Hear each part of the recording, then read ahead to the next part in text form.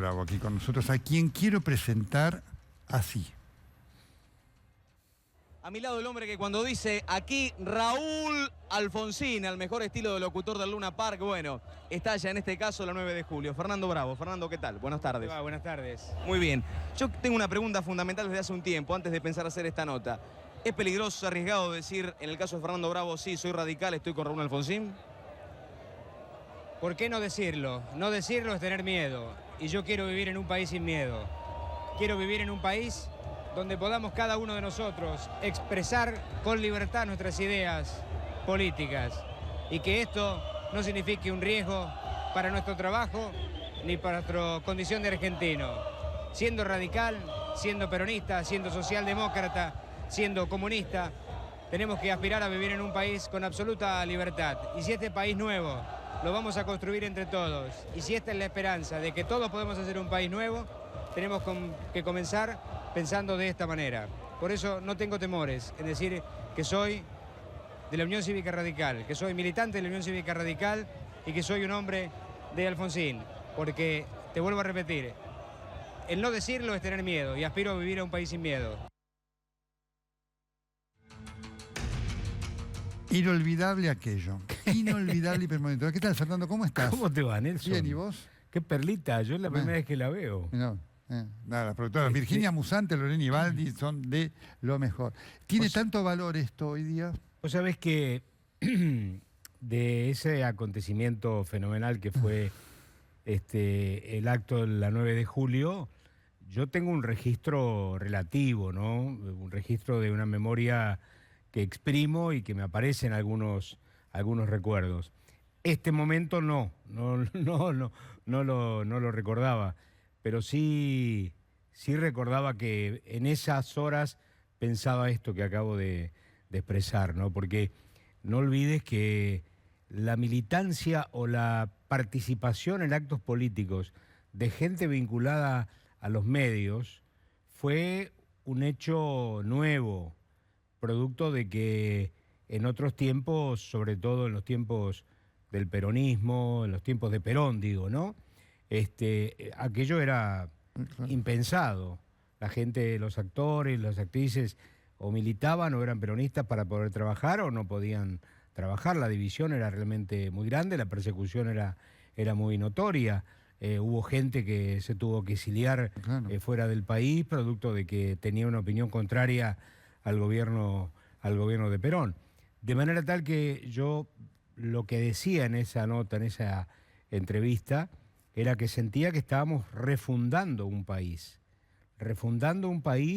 con una sólida base democrática, y Alfonsín era el hombre que encarnaba ese desafío y esa refundación. Y fue también algo que yo me dije para mí, porque también es cierto que mucha gente me preguntó, che, pero ¿vas a militar, vas a participar de los actos? Y yo le dije exactamente esto que acabo de decir, ¿no? Yo quiero vivir en un país donde aquel que exprese su idea no esté condenado a no trabajar o esté condenado por la idea para tener dificultades en su propio laburo y también en su condición de argentino, en su condición de ciudadano, de ser perseguido, escrachado y de pronto cerrarle las puertas de su propia actividad. Así que yo me lo planteé en ese momento, en el año 83, y dije, yo tengo que hacerlo. A mí me convocó el Channing Chausti, para que lo conocía. Los arroyeños, claro. Los arroyeños, me convocó, me dijo, mirá, te querés acercar, necesitamos un locutor, entre otros, ¿no? Porque no fui yo el único locutor. Estuvo allí el Negro Merellano, sí, claro. Daniel Ríos también, Gracielita Mancuso, y yo nos alternamos en la conducción de los distintos actos, y bueno, a mí me tocó en algunos actos como el de Ferro también tener un rol importante. 30 de septiembre del 83. Exactamente, pero bueno, nada, simplemente lo que digo es que accedí a esa posibilidad porque sentía de que era un momento diferente, que el país nacía a un momento diferente, ¿no? ¿Ese país que vos querías es el que hoy sentís vivimos o no? A medias, Nelson, a medias. Yo creo que los ciudadanos hoy tenemos miedos por un montón de motivos. Primero, por el rumbo que tiene el país desde el punto de vista de las políticas que se implementan. Uno realmente tiene miedo. más allá de nosotros, la gente tiene miedo, hay mucha gente que ya está yendo del país tratando de buscar nuevos horizontes porque el país no le ofrece, digamos, las posibilidades de crecimiento, padres que dolorosamente empujan a sus hijos a que también se vayan a ver si encuentran un país mejor. Y en cuanto a la tolerancia política, la tenemos más o menos a las claras, ¿no? Vos has sido un tipo, como otros periodistas, escrachados en la Plaza de Mayo, precisamente. Vos también. Sí, te tocó a salir en la radio, me acuerdo. Sí, también. Pero de manera tal que me parece que ese pensamiento genuino, como yo lo expresaba así, no se está dando en su totalidad. ¿Por qué pensás que llegamos a esto? Porque eso marca, y por eso tenía un enorme valor escuchar esto, una involución en aquel momento, porque obviamente aquel gobierno después cumplió con eso, nadie tuvo miedo de hablar en el gobierno de Alfonsín y demás. ¿Por qué crees que estamos hoy en este punto que es involutivo en relación a aquel de hace casi 40 años? Yo no tengo una explicación, Nelson, no soy un analista político, soy un ciudadano que tiene el privilegio de usar un micrófono diariamente para expresar sus ideas. Leo a los periodistas que uno tiene como referencia y que sienten que le dicen la verdad y hacen análisis profundo. Y a mí me parece que acá el país ha retrocedido en dos cosas. Primero, en el rumbo económico, lamentablemente no se ha dado en la tecla. Y después hay un retroceso ético realmente muy, muy fuerte, ¿no? Puesto de manifiesto en infinidad de gestos, más allá de la foto de Olivos, que me parece que es algo así como la expresión mayor, pero hay un renunciamiento ético, hay una claudicación de los valores que los gobernantes tienen que tener. Me parece que pasa un poco eso. Yo creo que el país necesita, más allá de lo partidario, digo, sí, ¿no? Sí. Necesita más gobernantes del perfil del doctor Ilia, del perfil del doctor Raúl Alfonsín, y menos gobernantes del perfil de Alberto Fernández o de Cristina Kirchner. ¿Te había generado alguna expectativa Alberto Fernández? ¿Cómo? ¿Habías tenido no te escucho bien, ¿Habías tenido alguna expectativa diferente con Alberto Fernández en lo que era su promesa de buscar una diagonal, si se quiere, entre la división, ¿no? Ahora yo siento que lo de la moderación que mostró en los primeros tiempos de su campaña fue digamos, una postura, ¿no? No fue una cosa sincera, ¿no? Recuerda aquello de Menem, ¿no? Si decía lo que iba a hacer, no me votaba. Claro. Y acá me parece que hubo una impostura, un maquillaje, no digo disfraz porque sería demasiado agresivo, pero una postura falsa para mostrar algo que... Y además para esconder a Cristina. Eso me parece muy, muy notorio, ¿no? Claramente. En este aspecto hoy lo que enfrenta el país es un desafío para la dirigencia política porque si la grieta no se supera, no puede gobernar con éxito nadie hoy, ¿no? Hoy desde tu rol de ciudadano, ¿no? El espectro de la dirigencia, de la representatividad política que hoy tenemos los argentinos, ¿cómo lo ves? Y yo creo que tenemos una representación política que a veces piensa más en sus propios intereses que en los intereses del ciudadano. Tenemos una clase política que no resigna, no está acostumbrada a resignar en bien del otro, ¿no? Sí, creo que hay, y lo digo observando todo el panorama, hay el movimiento prácticamente de todos los políticos, porque inclusive dentro mismo de la oposición hay muchas mezquindades. Y a mí me parece que esa falta de generosidad que tienen los políticos, inclusive entre ellos mismos, también se traslada al ciudadano y a sus acciones políticas y de gobierno, ¿no? Es decir, me parece que a veces no se ponen del todo al servicio de lo que necesita el país. Privan a veces intereses personales y lo siento de esta manera, ¿no? ¿Te afecta la grieta en tu vida profesional, en tu vida diaria? No me he dejado de saludar con nadie. Ajá. A lo mejor hay gente que ahora por alguna circunstancia no trato, pero sí he tenido que estar en algún momento, me saludo con todo el mundo, sigo respetando a los artistas que de pronto han tenido una actitud militante y que sé que piensan de una manera, digamos, armónica con el gobierno, y yo lo sigo difundiendo, lo sigo admirando, sigo reporteándolos y los sigo invitando a mi programa.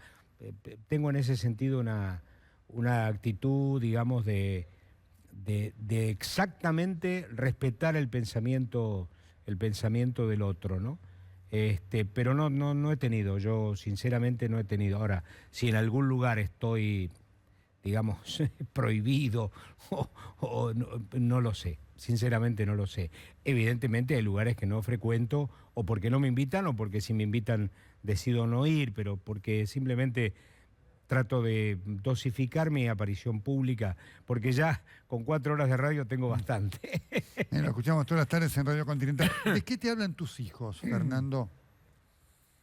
No, mis hijos me hablan de los que viven acá. Yo tengo 2 hijas que viven aquí y un hijo que vive en Estados Unidos hace ya mucho tiempo, que por una actividad natural, digamos, que tenía, vinculado al mundo de la hotelería, se le dio por tener la posibilidad de trabajar en el exterior, y además también alguna relación afectiva lo llevó a vivir en el exterior.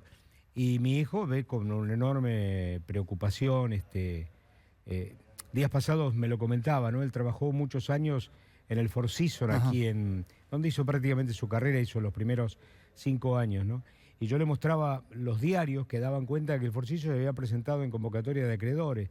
Es como de difícil entender, ¿no? Me decía, papá, no lo puedo entender, porque él lo había conocido desde adentro, porque había trabajado ahí, porque sabía de la fortaleza hotelera que era, pero lamentablemente la pandemia y seguramente la situación económica del país lo llevó a una circunstancia de esas características, ¿no?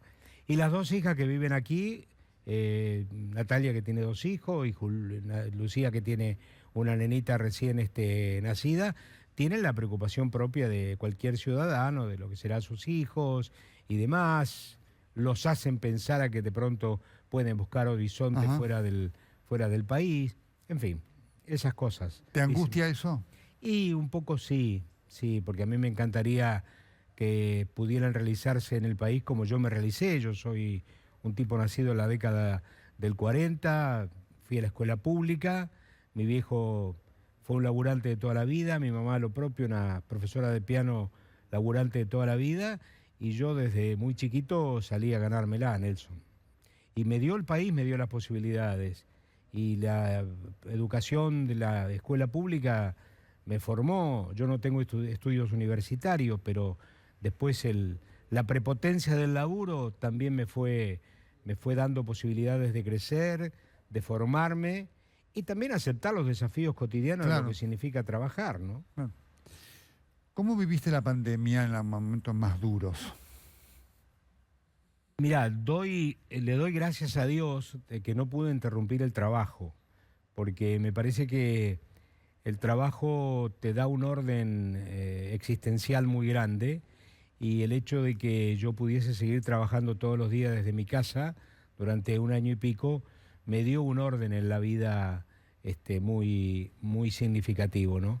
Y eso lo pongo en el haber. Y después, bueno, los distanciamientos familiares, no ver a los chicos mucho tiempo, a mi hijo bastante tiempo más, familiares, amigos, una vida dentro de casa, pero mi mujer también, digamos, tomó esos comportamientos y lo hemos sobrellevado, Nelson. Salgo bastante entero, digamos, de la situación, ¿no? ¿Lo viviste con miedo? Nunca tuve miedo del contagio, nunca tuve miedo de que tuviese un problema de salud agudo, como sé que ha tenido mucha gente. Nunca estuve desesperado por la vacuna, no acudí a ningún vacunatorio VIP y esperé los turnos rigurosamente. Y bueno, me tocó vacunarme, estoy vacunado con la Sinopharm, y bueno, eso es lo que tengo. Pero nunca tuve miedos de contagio, sinceramente te lo digo, me cuidé, por supuesto, ¿no? Pero nunca tuve ese temor, ¿no? Ese temor. ¿Qué te generó el vacunatorio VIP? Mirá, me generó mínimamente indignación, porque me parece que es una verdadera burla. Lo que pasó en eso es una verdadera burla. Y algunas reacciones que tuvieron algunos de ellos, como Zanini, por ejemplo, que decía que lamentaba no haberse sacado una foto, hacerse pasar por personal de salud, él y la mujer, te genera al ciudadano de a pie, le genera una burla y una indignación. Yo creo que en la expresión de las pasos está todo eso en las urnas, ¿eh? ¿Te sorprendió que hubiera pasado? ¿A qué te refieres? Al vacunatorio, que hubiera existido eso, digamos, ¿te sorprendió? Este es un país donde vos sabés que todo puede pasar. Todo puede pasar. Y el hecho de que haya salido a la luz fue realmente me parece muy positivo para la vida. Se le corrió el telón a un caso de corrupción, que si bien no es meter la mano en la lata, si bien no es quedarse con fondos públicos, pero se le corrió el telón a un caso de corrupción muy profundo, ¿no? Porque tiene que ver con lo ético, tiene que ver con la actitud ante la vida, tiene que ver con cómo vos como funcionario y como gobernante te ponés ante la cosa pública. En ese caso te pusiste sacándole provecho y postergando las necesidades de los demás, inclusive de gente más grande y de gente más necesitada. Sí. Por eso te digo, confirma un poco lo que te decía antes, ¿no? Piensan en sus propios intereses con un egoísmo repugnante que los intereses de la gente y el interés común. En este sentido, dejo esta pregunta para la pausa, porque abrimos con esto que vos protagonizaste hace 40 años. A ver. ¿No? Sí. Esta expresión tuya. Te hago esta pregunta. ¿Hoy lo harías? Fernando Bravo con nosotros aquí en El Corresponsal. No se vaya, ya seguimos.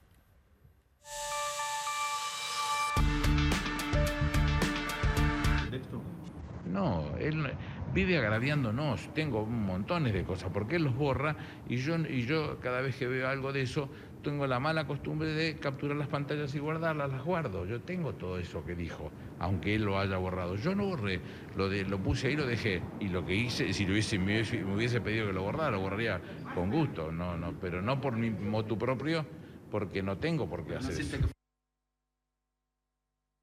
¿Qué pensás de esto que pasó con Nick? Con Nick. Y fue fuerte. Fue fuerte. Lo que pasa es que me parece que Aníbal Fernández no traiciona su estilo. El hecho de haber desembarcado nuevamente en el gabinete, yo al menos tenía la impresión de que efectivamente iba a copar la parada en cuanto tema lo rozara. Tema propio y temas que no fuesen propios de él, ¿no? Porque es su temperamento, es un hombre entrenado inclusive, creo yo, para no dejar de abordar ningún tema, ¿no? Y además yo lo pienso que también me parece que hay una estrategia de ocultarlo más a Alberto Fernández y ante la luz pública, ¿no? Ante las declaraciones y demás, ¿no? Y que ganen el primer plano y que nos ocupemos y que la prensa se ocupe de lo que dice Aníbal o lo que pasa. A mí me parece que algo de eso hay. A lo mejor estoy diciendo una pavada, porque ninguno, ni Aníbal ni yo, estamos exentos de decir una estupidez. ¿Y qué pensaste cuando lo nombraron? Aníbal Fernández. Y otra vez dije... Otra vez. Vos recién en tu editorial hablabas de Feletti, hablabas de Débora Giorgi. Hubo un exilio matancero de todos los funcionarios, sí, ¿no? Sí. Yo digo La Matanza, que es municipio importante, ¿no? Sí. Soportó prácticamente un gabinete nacional. Mamita, ¿no? Qué importante, ¿no? Efectivamente. Hay lugar para pagar esos sueldos, ¿no? Sí, claro. Y ahora otra vez, y yo no sé en qué termina esto, ¿no? Porque me parece que después de las PASO el gobierno no corrigió las cosas que la gente le decía que tenía que corregir. Yo creo que acentuó el gesto. Pero bueno, vamos a ver qué dicen las urnas, porque puede estar todo dicho. El peronismo, o el kirchnerismo, mejor dicho, si hay algo que sabe es ganar elecciones y construir poder. Después, ¿qué hago con eso? Es harina de otro costal, ¿no? Después, si me va bien, si me va mal, si hago las cosas como corresponden, es harina de otro costal. Pero que ganar elecciones y construir poder, eso sí lo sabe. Así que, no sé, habrá que esperar, ¿no? ¿Te sorprendió el resultado de las PASO? Sí, me sorprendió el resultado de las PASO. Sí. A ver, me sorprendió en los términos que terminaron finalmente los guarismos, ¿no? Me sorprendió, sí, me sorprendió. Digo esto porque a las 6 de la tarde nadie daba. Sí, claro. Nadie imaginaba que iba a pasar tuvimos esto, el festejo ahí de Kicillof, los zapatos bailando, ¿no? Y el festejo de algún canal que también,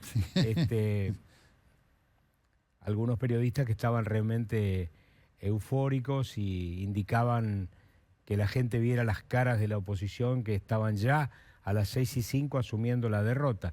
Y después pasó lo que pasó, fue realmente sorpresivo, ¿no? Además porque creo que ninguna encuesta se estaba aproximando a esa realidad que mostraron las urnas, ¿no? Daban algunos atisbos, sí, puede pasar esto, puede pasar lo otro, pero nadie estaba dando números tan precisos como de pronto sucedió. A lo mejor vos, Nelson, que manejás mucho más información que yo, pero a lo mejor hubo alguna consultora que lo dio, yo no tuve registro. Estuvo la de Jacobe, pero con muy bajo perfil para esto. Claro. Así que casi todos estaban con esto, nadie se animaba a decirlo. Como ahora dicen que bueno, que más o menos las cosas siguen, yo creo que hay que esperar las urnas. Sí. La inseguridad es algo que, al margen de lo que informamos, ¿te inquieta en tu vida diaria? Sí, por supuesto. Sí, claro que me inquieta en mi vida diaria. Porque la inseguridad... La sufriste, sé que la sufriste. La inseguridad, sí, yo he sufrido, me han robado y demás. Es más, un día me robaron saliendo de Radio Continental, cuando estaba acá en la calle Rivadavia, en el Obelisco me robaron. En un semáforo del Obelisco, dos tipos me manotearon la cadena, todo, se metieron dentro del auto, en el Obelisco. Y tengo algunos episodios de inseguridad. Pero lo que pasa es que la inseguridad, Nelson, es para cualquiera. Vos comentabas recién 2 episodios. Un tipo que fue por unos falsos clientes que le iban a vender una no sé qué, una máquina de criptomoneda, no sé qué, lo terminaron matando. El pibe de Banfield por la mochila, la bicicleta y el celular. El comisario del otro día por la moto. Es decir, que yo creo que por cualquier motivo, hoy por hoy, estamos expuestos a un episodio de inseguridad muy grande. Sí, uno tiene miedo por lo suyo, por los hijos, por los amigos, las prevenciones que tenemos que tomar. Andamos con la guardia alta, lamentablemente, ¿no? Qué dramático vivir así, porque esto que vos marcás, no hay forma de precaverse de esto, ¿no? Sí. Bueno, la gente te lo dice cuando viaja, el respiro de ir a otro lugar, bajar la guardia, ¿no? Estar sin la desesperación que tenés que estar mirando para otro lado, en fin, que no podés hablar con el celular en la calle, porque fíjate que a los chicos las recomendaciones, chicos, no saquen el celular en la calle, no hablen con los celulares, hablen en un lugar protegido. Bueno, es una situación, vista a la distancia, es demencial lo que nos pasa en algunos aspectos, ¿no? Te dejé una pregunta para el final, la última, que tiene que ver con el principio, porque habíamos visto esa nota tuya que sea fácil, Nelson, por favor. En tu actitud de decir cuando te preguntaban, ¿no tiene miedo de ser radical? Porque muchos no pensaban que ganaba Alfonsín. Claro. ¿No? ¿Hoy harías lo mismo? ¿Hoy lo harías otra vez? Sí, lo haría otra vez. Y hoy lo haría por un motivo, para no perder el país. Sí. En aquel momento lo hice por la fundación o la refundación de una república y de una democracia fortalecida. Hoy lo haría de nuevo para no perderla. Fernando, muchas gracias. A vos, Nelson, muchas gracias. Fernando Bravo, al margen del exitoso locutor, flamante académico de la Academia Nacional de Periodistas, gran persona, un ciudadano, un demócrata. El gusto de haberlo tenido hoy. A mi lado el hombre que cuando dice aquí Raúl Alfonsín, al mejor estilo de locutor del Luna Park, bueno, estalla en este caso la 9 de julio. Fernando Bravo. Fernando, ¿qué tal? Buenas tardes. Buenas tardes. Muy bien.